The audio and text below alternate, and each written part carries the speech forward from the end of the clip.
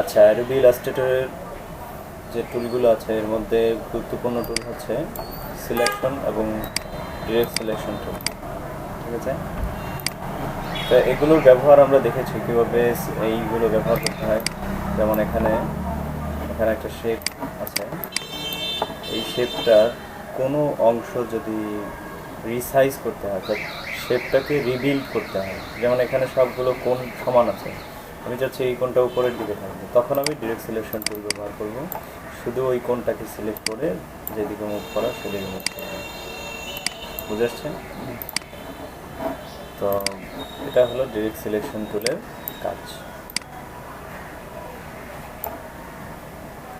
আমি এটাকে যে কোনোভাবে অন্য আরেকটা শেপ বিল্ড করে ফেলতে পারবো, একটা থেকে আরেকটা। আচ্ছা, তারপরে হচ্ছে পেন টুল। পেন টুলের ব্যবহার আমরা শিখেছি, তবে এটার যে গ্রুপটা আছে এই গ্রুপটার মধ্যে সর্বশেষ এখানে হচ্ছে কনভার্ট অ্যাঙ্কর পয়েন্ট টুল। তো এটা দিয়ে যা করা যায়, প্রথমে সিলেক্ট করে নিতে হবে। এই টুলটা হলো এখানে যেমন এইটা কোণ আছে, কোণটাকে আমি রাউন্ড করতে চাই, তখন এই এই টুলটা ব্যবহার হবে। যেমন এইভাবে আমি কোণটাকে রাউন্ড করে ফেললাম। বুঝেছে? তারপরে এখানে আর দুটো টুল আছে, যেমন এইটা কোনো একটা অ্যাঙ্কর পয়েন্ট ডিলিট করার জন্য, এটা যোগ করার জন্য। এটা আমরা ফটোশপেও দেখেছি। সো এইটুকু আমাদের জানা হলো। তারপরে টাইপ টুলের মধ্যে যেই টুলগুলো আছে এর মধ্যে প্রথমটা হচ্ছে জেনারেল টাইপ টুল। তারপরে এখানে একটা ব্যবহার হয়, এটা হচ্ছে পাথ অন টুল, অর্থাৎ কোনো পাতের উপরে লেখার জন্য, কোনো লাইনকে ফলো করে লেখার জন্য। তারপরে এখানে আছে হরিজন্টাল আর ভার্টিক্যাল লেখা। এটা হলো যদি আমি নিচের দিকে লিখতে চাই, যেমন ধরো এখন আমার লেখাটা নিচের দিকে যাবে, ঠিক আছে, অথবা যদি আমি এটা চেঞ্জ করি,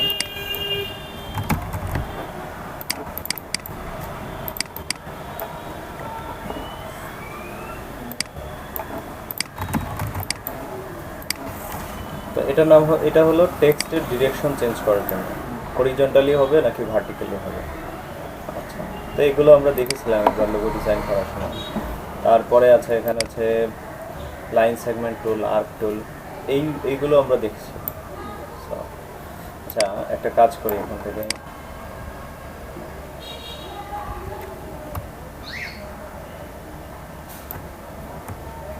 কন্ট্রোল সি কন্ট্রোল এফ।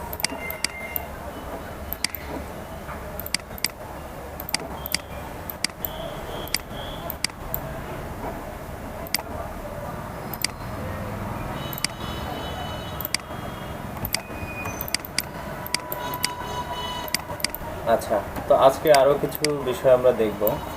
যেমন ধরো অনেক সময় আমরা ড্র করতে গেলে, ড্র করার সময় অনেক সময় বাঁকা ড্র হয়ে যায়।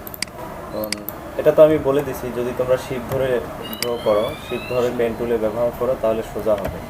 যদি এটা না করো, কোনোভাবে ড্র করে ফেলছো, বাঁকা হচ্ছে, অথবা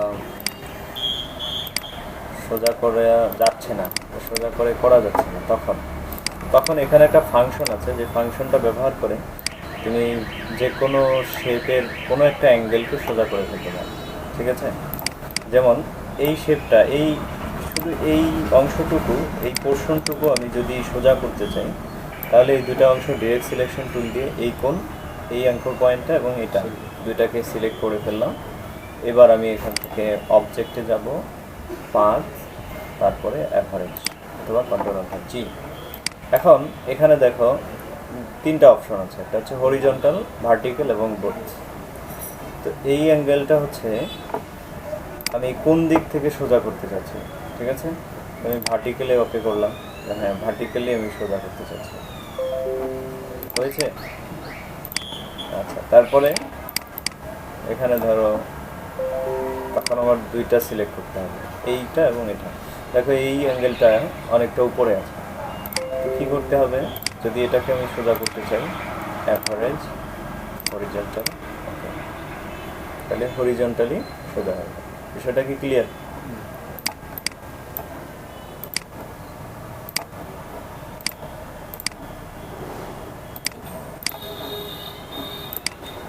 আচ্ছা, এখন নিচের দিকে যদি এই কোণগুলো তোমার সব সমান রাখতে চাও, তাহলে এখন কি করবো বলো? এখানে যদি তুমি একাধিক অ্যাঙ্কর পয়েন্টকে সিলেক্ট করে একই কাজটা অ্যাপ্লাই করতে চাও, তাহলেও সম্ভব। শুধু সিঙ্গেল অথবা দুটা নিয়ে কাজ করা যাবে, এর বেশি করা যাবে না, এরকম। বুঝে আসছে? তারপরে হলো, তো দেখো সবগুলো সোজা এখানে। এটা একটা হ্যান্ডি টুল মনে করি আমি, এটা একটা ইউজফুল টুল, ঠিক আছে? তোমাদের অনেক কাজে আসবে। না হয় এভাবে চোখের আন্দাজে সোজা করা অনেক কঠিন।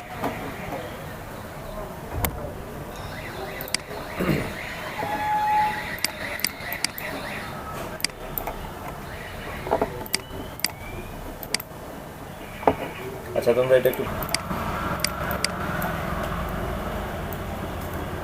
আচ্ছা এখানে দেখো, অনেক সময় আমাদের এরকম হয় যে আমরা যখন কোনো একটা অ্যাঙ্গেল তৈরি করতে যাই, যেমন ধরো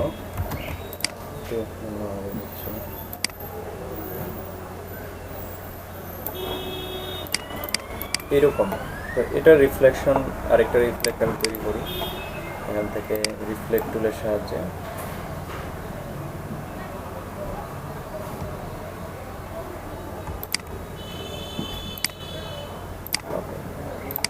তো অনেক সময় এরকম হয় যে দূরে থাকে, অর্থাৎ দুইটা অ্যাঙ্গেল মিলে না। যেমন ধরো এই যে এখানে তো ছিল, বাট নিচেরটা তো ঠিক ছিল না, ছিল যে আন্ডু করছি।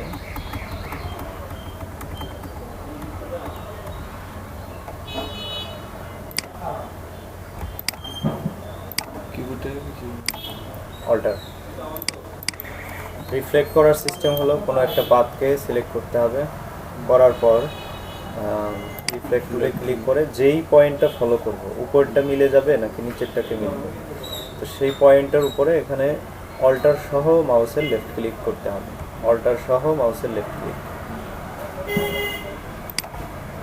তখন ভার্টিক্যালি হরিজন্টালি যে কোনো দিকে অথবা কোনো অ্যাঙ্গেল ফলো করে কত ডিগ্রি হবে আমি এখানে লিখে দিলাম যে 45 ডিগ্রিতে কপি হবে, সেটাও সম্ভব। তারপরে আমি যদি ওকে দিই, তাহলে আগের অবজেক্টটাই এদিকে চলে আসবে, জাস্ট কপি হবে না। আমি যদি কপিতে ক্লিক করি, তাহলে আগেরটাও থাকবে, এখন যেটা তৈরি করলাম সেটাও থাকবে। আচ্ছা, তো এখানে এই দুইটা অ্যাঙ্গেল যেমন দূরে দূরে আছে, এই দুইটা অ্যাঙ্গেলকে কাছাকাছি করব, অর্থাৎ মিলিয়ে দেব। তো সেটা করার জন্য আমরা এখান থেকে অবজেক্টে যাব, পাথ, অ্যাভারেজ এবং বথ। ওকে, ঠিক আছে, বুঝতে পারছো? অনেক সময় এই কাজটা দরকার হয়, তো তখন আমাদের এটা অনেক ভালো কাজে আসবে।